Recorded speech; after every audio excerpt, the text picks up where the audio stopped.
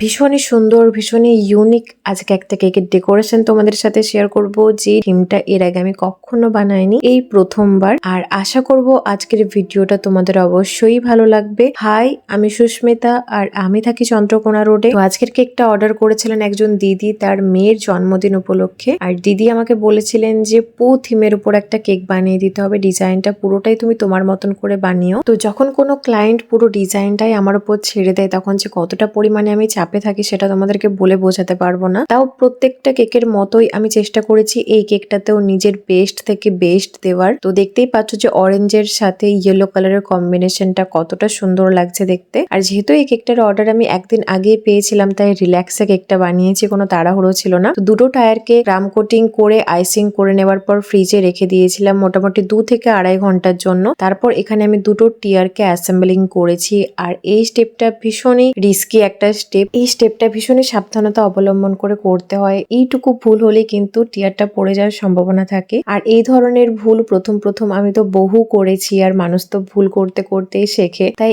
এখন আমার আর এরকম ভুল একদমই হয় না। তো যেই ট্রিকটা আমি স্পেশালি ব্যবহার করি এই টিয়ার কেকের ক্ষেত্রে, সেটা হলো দুটো টিয়ারকে আইসিং করে নেবার পর ফ্রিজে রেখে দিই, খুব ভালোভাবে চিল্ড করে নিই। হাতে বেশি সময় থাকলে কিন্তু ওভারনাইটও আমি রেখে দিই ফ্রিজে, তার পরের দিন আমি অ্যাসেম্বলিং করি। তো এই ছোট ছোট টিপস অ্যান্ড ট্রিক্স গুলো তোমরা যদি ফলো করো তাহলে কোনো ভুলই তোমাদের থেকে আর কখনোই হবে না। আর এবার প্রতিটা টপার খুব ভালোভাবে আমি কেকটার চারদিকে খুব সুন্দর করে সাজিয়ে নেব। আর এগুলো মানে এখানে যে টপার গুলো আমি ব্যবহার করেছি এগুলো কিন্তু কোনো রকম কোনো র মেটেরিয়াল সব থেকে আমি নিইনি, এগুলো আমি প্রিন্ট আউট বের করিয়ে খুব ভালোভাবে কাট করে নিয়েছিলাম। আর তারপর কেকের উপর একটা একটা করে বসিয়ে নিচ্ছি। আর এখানে নিয়ে নিয়েছি নিউট্রাল গ্লেজ, আর তার সাথে এখানে আমি অরেঞ্জ জেল কালার ইউজ করে হানি বানিয়ে নিয়েছি। এই ছিল আমার আজকের কেকের ফাইনাল লুক। অবশ্যই জানিও যে আজকের কেকের ফাইনাল লুকটা, কেকের ডেকোরেশনটা, কেকের কালার কম্বিনেশনটা তোমাদের কেমন লেগেছে। আর ভালো লেগে থাকলে অবশ্যই কিন্তু লাইক করে যেও। আর যারা আমার চ্যানেলে আজকে নতুন এসেছে তারা অবশ্যই আমার চ্যানেলটাকে সাবস্ক্রাইব করে নিও পরবর্তীকালে আরো নতুন নতুন ভিডিওস দেখার জন্য, টিপস অ্যান্ড ট্রিক্স জানার জন্য। তো চলো